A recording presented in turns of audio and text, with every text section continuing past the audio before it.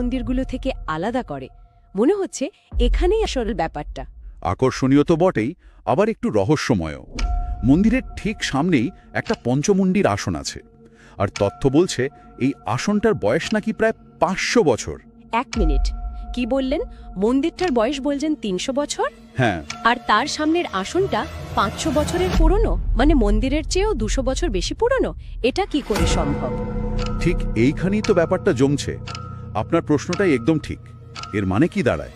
সাধক রামেশ্বর দণ্ডী যখন মন্দিরটা বানাচ্ছেন, তার অনেক আগে থেকেই ওই জায়গাটার একটা বিশেষ গুরুত্ব ছিল।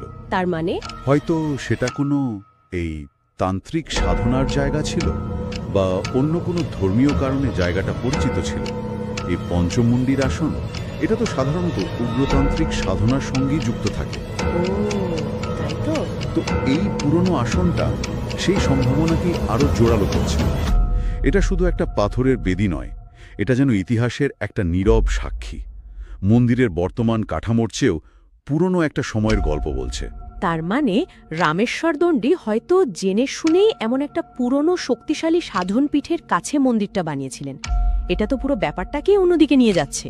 শুধু একটা মন্দির নয়, তার নিচে বা পাশে অন্য কোনো গভীর পুরনো আধ্যাত্মিক স্তর লুকিয়ে আছে। একদম। তথ্যটা কিন্তু সেদিকেই বেশ জোরের সাথে ইঙ্গিত করছে। এই পুরনো আসনটা ভাবলে অবাক লাগে যে জায়গাটার ঐতিহাসিক গভীরতা ঠিক কতটা। এটা একটা জরুরি প্রশ্ন তুলে দেয়। এই আসনের আসল ইতিহাসটা কি? কারা এখানে সাধনা করতেন? মন্দির তৈরির আগে কি উদ্দেশ্য ছিল তাদের? এর প্রাচীনত্বটা আসলে কিসের প্রতীক? শুধু কি তান্ত্রিক ক্রিয়াকলাপ, নাকি এর সাথে আরও কোনো লোককথা বা ঐতিহাসিক ঘটনা জড়িয়ে আছে যা আমরা এখন আর জানি না?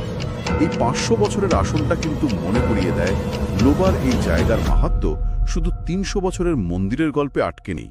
এর শিকড় আরও অনেক গভীরে। সত্যি গায়ে কাটা দিচ্ছে শুনে। ইতিহাসের পরতগুলো যেন এক এক করে খুলছে। আচ্ছা, যখন পরিস্থিতিটা এরকম, তখন এখানকার পুজো আচ্চা, উৎসব, এগুলো নিশ্চয়ই খুব গুরুত্বপূর্ণ। প্রধান পুজোটা কখন হয়? কালী পুজোর সময়ে? হ্যাঁ, সেটাই স্বাভাবিক। মূল পুজোটা হয় দীপান্বিতা অমাবস্যার রাতে, মানে যেদিন বাঙালি বাড়িতে বা বিভিন্ন মন্দিরে কালী পুজো হয় আর কি। এটাই এখানকার সবচেয়ে বড় উৎসব। লোবার মন্দিরও তার ব্যতিক্রম নয়, কিন্তু এখানেও একটা নিজস্বতা আছে যা উৎসবের শেষে দেখা যায়। উৎসবের শেষে কি রকম? সেটা হলো প্রতিমা বিসর্জন। আমাদের তথ্য যা বলছে, উৎসবের পর একটা নয়, দুটো নয়, একেবারে 3টে কালী প্রতিমা একসাথে বিসর্জন দেওয়া হয়।